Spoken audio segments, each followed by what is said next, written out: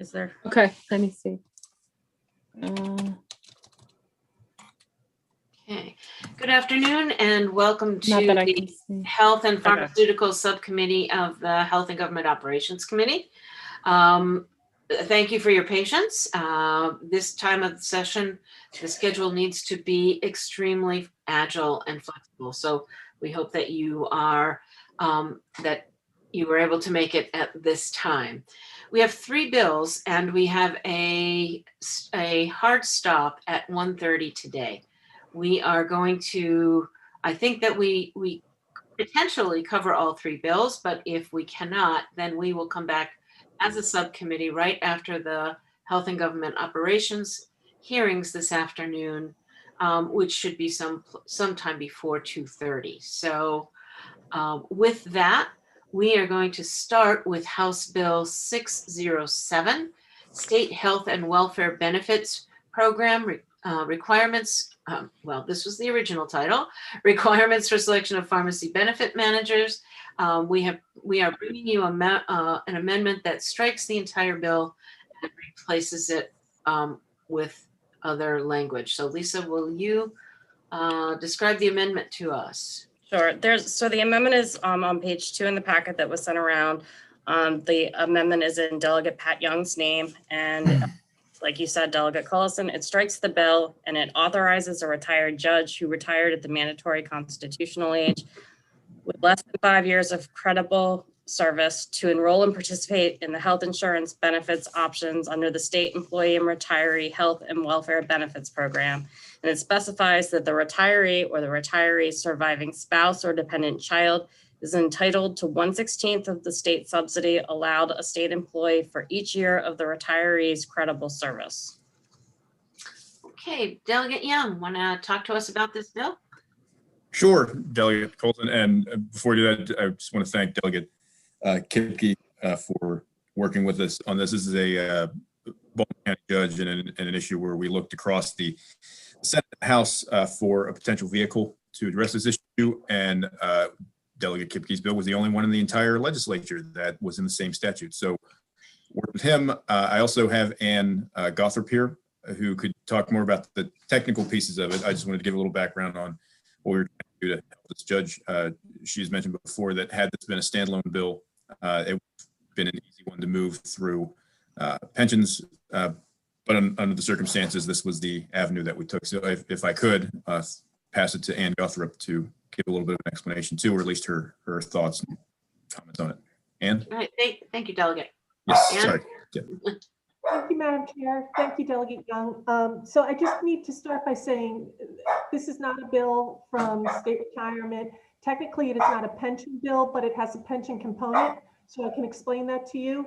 Right now, it's a little bit of a background. You all, to frame it for you, you all are in the legislative pension plan, and you have to serve 2 terms before you're entitled to a benefit, before you vest. That's what we call vesting. Judges have to work 5 years before they vest and get a benefit. They're entitled to a benefit. The problem is judges also have to retire at 70. So technically you could have a judge appointed at age 66 and only be able to serve 4 years, and then they wouldn't vest and they wouldn't be entitled to a benefit. So this came to our attention through pensions in 2015, and we amended it, the pension law, to say, okay, so what we're going to do in those situations is we're going to take age 70, well, mandatory retirement age. We don't put a number in the bill because it could change, but right now it's age 70. And we're going to subtract the age of the individual when they were appointed. So in my example, that would be 4 years. That person will get a benefit from us, a pension benefit for 4 years, based on 4 years of service, provided they work continuously and they retire directly from service. So someone couldn't be appointed at age 66, work to 68, leave and come back at 70. They have to work straight through and retire at 70. I give you this background because when we did this in 2015, we didn't think about what would this mean for retiree health benefits. And my understanding is this has come up because there is this one individual who now is having to retire with less than 5 years of service, and this corrects it. It's the language that is in this amendment is identical to the language that was put in the pension provisions in 2015. So technically, I would say this is just an oversight cleanup. If it helps, I asked our programmers to look and see how many people are we talking about that this would already have applied to. And there's no one. There is no one since 2015 who has been forced to retire at age 70 with less than 5 years of service. So we're not talking, going forward, it's not just for this one individual. It will help this one individual, but it will correct it for anyone else in his same circumstances going forward. But there is no one in the past that you would have to worry about correcting for retroactively.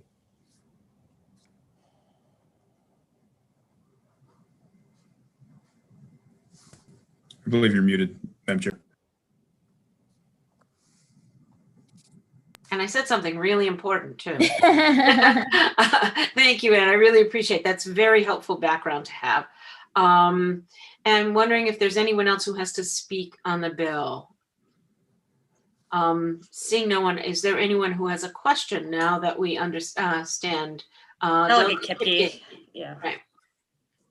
Just a question for Anne. So to put clarity on it, you already have the solution in place for the pension piece of it. This just solves the health insurance piece of it, and they would only be entitled to the amount of time served. I'm curious with our, thanks for clarifying that for me. Our system, I'm told that if you don't complete your, the amount of time, you know, if you don't serve 2 terms, you can buy in to the system. Do we have this buy-in provision for judges on pensions? No. And in fact, you are the only ones who have it, and it is now out of your plan. It's gone going forward. I don't believe incoming legislators will have the option to buy what we call airtime. All right, so these people this bill affects would only receive a benefit based on the amount of time served, and it's a That's right. Okay, thank you. Okay. Thank you, Delegate. Delegate Krebs. I have the same question about the health. I missed the beginning of what you said, but with the health insurance, it's just these few people that were stuck in this, this, I guess, limbo. How would that apply to like legislative people in the same boat that don't have, they need what, 16 years now or 20 years to get health insurance? How does that compare to the judiciary? This is for health insurance. So as far as the judiciary is in a unique situation in that they have mandatory retirement. So state employees, legislators, you all don't have mandatory retirement. And so it would not apply to them. This is, you will always have, you have to win. Legislators, state employees always have the option to work the 10 years necessary to vest, the 5 years, depending on when you started to vest. These individuals may not have that opportunity if they are appointed later in their service, in their age. But they knew that going into it. I mean, they knew going into it what the rules were. That's true. That's true. So are you saying that the rules changed? They knew what the vesting period was. They knew what the mandatory retirement age was. So did something change that it would have affected that differently? I think I'm confused by your question. So something changed in 2015 in that the legislature decided for pension purposes that, hey, we put vesting in place for them in 2015. And before that, they had immediate vesting. So in 2012, they said, no, you're going to have to work 5 years now before you vest. But I think at that time, the legislature didn't consider, oh, wait, but they're going to have to retire at 70. And so in 2015, the legislature came back in and corrected that and said, all right, so now we're making you vest, but you also have mandatory retirement. So we're going to have to address that issue of what's going to happen if you work continuously, but you don't get. Okay, so these are the people that were caught between the new rule of the 5-year vesting. So that's right. Limited number of, so they'd already started, and then we put the rule in, and they were caught in the interim time. But it can also affect people going forward. No, but my point that I'm trying to make is the people that were caught because we changed the rules, I have sympathy for that, but there's people that are getting in and know what the rules are when they get in. And I don't have as much sympathy for that. You know what I'm saying? Okay. Because took the job based, this is what the vesting period is. And that, 5 years, whatever. So the people that were caught, I get. It's the other folks that I'm not as sympathetic to. It's just like you take a job when you're 65 or 66, you might not vest no matter where you are. So okay, thank you. Thank you, Delegate. Delegate Kelly. Thank you, Madam Chairman. I think I'm following up on Delegate Krebs' question.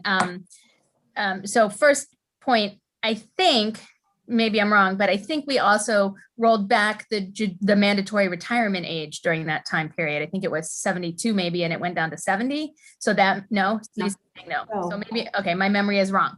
Okay, so for whatever reason, there's one guy stuck in this hole since the rule changes. It's unlikely there will be future people put in that hole because it's unlikely someone would get an appointment to be in this system, or no? No, there could very well be people in the future. What I found, I was really surprised to find when I asked, I thought I would find more people from 2015 to current who had been caught in this, but it is only this one person. But it's not to say that there couldn't be people in the future that are also caught in that. But everybody who's in this system is someone with a judicial appointment, or there's other like support staff No, that in the system? just judicial You have appointments. to get an appointment. Someone would have to appoint you knowing that you would be forced into retirement within less than 5 years. Yes. So that is unlikely to happen, right? Politically speaking. Apparently it is, because this is the only guy I could find. So my other question then is just really trying to clarify, I think what Delegate Krebs was getting at, and forgive me, I have no idea how the retiree health benefit works. I know how the pension works, right? You get a portion. And so it sounds like we fixed it in 2015 that you're going to get sort of your prorated portion based on time served. Is there a mechanism in this for getting a prorated portion of the health benefit, or is it 100% of the health benefit because there's no way to, because everybody gets 100% of that benefit? It is prorated. So let me be clear. State retirement does not administer health benefits. This is a DBM benefit, all right? But my understanding of how health benefits work is it's very similar, that you would get the prorated amount, 1/16 for each year. So if someone is working 4 years and they have to go out, they would get 1/4 of whatever the state subsidy is at the time of retirement. The other thing you also need to remember is these individuals will all be over age 65. So they'll be on Medicare, which means that the state retirement plan, the retiree health plan, is now secondary. It's not their primary insurance. So that's even a lower cost to the state. And this is by no way, state retirement is not advocating or in any way for this. I'm just letting you know the facts of what would happen. Right. So as their secondary insurance, they would be able to purchase that as any retiree would, but with less of a subsidy than someone with 5 years would have gotten. Is that what you're saying? I don't know. I don't know. Okay. That is a DBM question. Okay, thanks. Delegate Saab. Thank you, Madam Chairman. Delegate Kelly pretty much asked, my question and answered the question about the Medicare and having this being a secondary now. So just for an example, so if this is secondary and you're covering 20% of whatever is left, so if you've served 16 years, 4 out of the 16 years, you get 1/4. You get from the 20%, is that you get subsidized just for that 4 years that you were vested or in? Yes. And do they pay for that while they were in the last 4 years that they work? Do they pay into the system at all with the health benefits? They pay for it as active members like we all do. But when you're retired, it comes out of your retirement income. State retirement makes the deduction from your monthly check on behalf of DBM. We do that as a service for them. And isn't it for legislators 20 years? Like legislators they don't get that. You have to serve. Oh my goodness, I knew this question about what retiree health was going to be for legislators came up. I think you all are still on the 16-year plan. I could be wrong. I can let Lisa know that, all right? I'm not 100% sure about that. I can tell you all about your pension benefits, but retiree health, I'm going to have to let Lisa know after we hang up here, okay? Okay, because my understanding is you have to serve 16 years to get any subsidy for the legislators. We're giving them. I don't know. I don't Yeah. know. I don't want to say one way or the other. Thank you. Yeah, it's irrelevant. I'm just trying to compare apples to apples since this came up. Thank you. So am not seeing any other questions. Delegate Krebs, you're getting a second bite here. Well, I think we should try to, I mean, Ann, I thank you for your expertise on the pensions, but I would like to understand the impact moving forward, not just on this one person, but what it does for future people. I mean, it's a really very generous benefit. What's the value of it? And somebody moving forward that, let's say they get appointed when they're 66 years old and they know they only have 4 years, and then they're going to get a health benefit for life after 4 years or 3 years or 1 year. And it'd just be nice to understand is it a 16th of it? Is it the whole thing? And I just No, like to it is, understand. that I can tell you, it is the years of service. So again, using my 4-year example, that is 4/16 or 1/4. They are getting 1/4 of the state's, of whatever the state subsidy is that's being offered to retirees right at that time. So right now, I think for retirees, it's 75, they get a 75% subsidies. If active employees get an 80%, the state pays 80, they pay 20. So they would be getting, as a retiree, 1/4 of the 75% subsidy that the state is offering. So if they came in at 67, or I mean, if they took a job, health benefits are very valuable benefit for people. Absolutely. The ones that are caught in the mix, I sympathize with that. I don't sympathize with somebody that takes a job that knows, hey, any job you take with it, if you're a state worker, you know that you have to have so many years in, no matter how old you are when you get that job. And it shouldn't be That's that right. different for a judge, in my opinion, unless you were caught in this mess. So I'd like to understand that a little better, but. So there's two things that I'm going to speak to. One is this already exists for the pensions. So this is now making it an equal with the pension. And two is if we begin to say that you can't appoint a judge or your options for judges are stopped at age 66 because they can't vest, you've limited the options for judges. And it may be that there's somebody who is really good and the governor wants that person for as long as she can have him or her. And so I think, while it is a good benefit, they are only getting 1/16 of the benefit for each year served, up to a maximum of 1/4. So for example, in my benefit, because I'm still in the school system, they've only paid 40% of my benefits. If I'd had 4 years of service in this mode, they'd be paying 10% of my benefit instead, and I'd be paying 90%. So that's how it would work. Well, again, it's a nice benefit. I'm still paying for it. So does that help, folks? If what you said is accurate, I'm trying to get that. If you said it's accurate, I get it, but I just didn't hear it that way before. Ann, am I telling the truth? She says yes. Oh, homework for Thanks for us. backing me up. What to have it, Madam Chair. Are there any questions? Anybody who'd like to move this amendment? Oh, no, you can't. Sorry, Delegate Young. Has to be on the committee. Yeah, I can't. Move the amendment. Okay, I've got Delegate Kerr moving the amendment. Do I have a second? Second. I've got a second. Any discussion on the amendment? I will discuss just to say that, again, it's about parity between the pension and the health benefits for me. That once that was explained to me, then I felt better. Delegate Kipke. Madam Chairman, I'd like to hold the bill. I'd like Delegate Young to check in with me after session today, if you don't mind. Okay. Absolutely. All right, then we will hold the bill. But we know that it has been moved and seconded. So when we come back, We can adopt the amendment. Okay. All right. So those in favor, Delegate Kelly, your hand is up. You're on mute.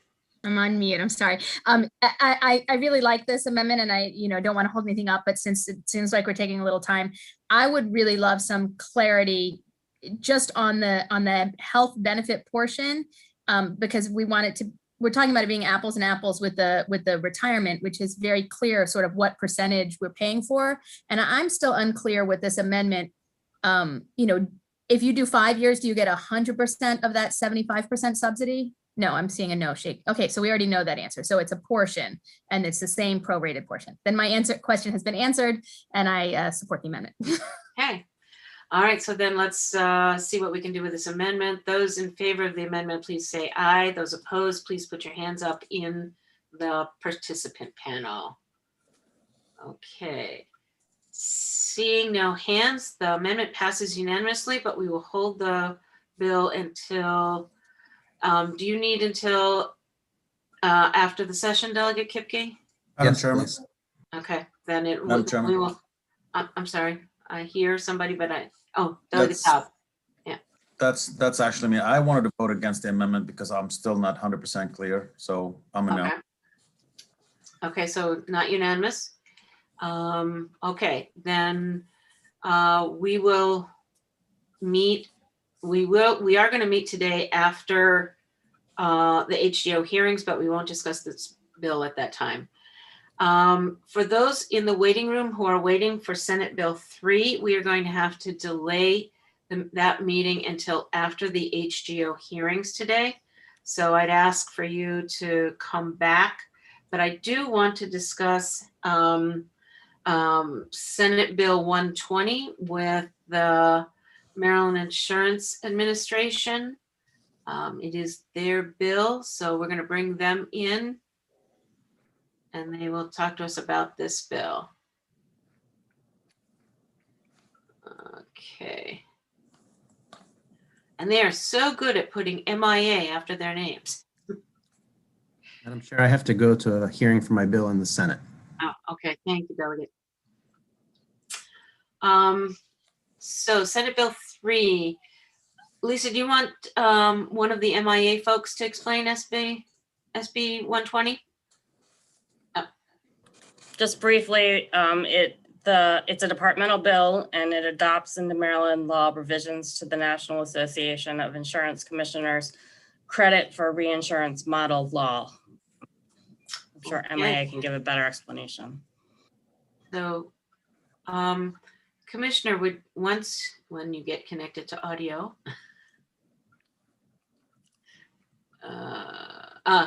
Commissioner Bahrain, would you like to speak to the bill? I'm sorry, I just came on. Yes, no, we're on Senate Bill 120, and we're just doing a quick, hopefully, explanation of what it is, and then see if we can't vote on it today. Sure. So Senate Bill 120 is our departmental bill, which would have us adopt the standards in the credit for reinsurance regulation that was adopted by the NAIC, but has not been yet adopted by the state of Maryland. And I believe Lynn Beckner from our ENA unit is on the line to respond to any questions that anybody would have about any of the details. But essentially what it allows us to do is put into Maryland law a standard about how insurance companies can take credit for certain reinsurance transactions in order to protect and make sure that all of the reserves are properly accounted for. Okay.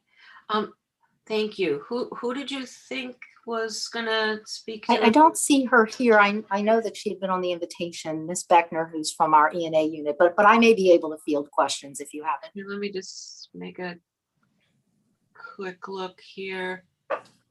I don't see her in the waiting room. So are there questions from the committee? This is essentially a technical kind of fix, right? I mean, That is correct. So it is an accreditation standard that states can utilize each other's examination of insurance companies. Then we all have a common set of rules and sort of accounting standards. And this is one of those common standards. And the goal of it is to make sure that life insurance companies, frankly, don't set up kind of sweetheart arrangements that allow them to reduce the level of reserving. So it was a correction that the NAIC made in order to protect consumers. And we would like this to be adopted so that it could be part of our law. Thank you. Any questions from the committee? Okay, is there anyone who'd like to move the bill? Move the bill. Got- Second. It's been moved and seconded. Any discussion on the bill? Seeing none. Those in favor of the bill, please say aye. Those opposed, please put your hands up in the participant panel. Seeing no hands. We good to go, Delegate Saab?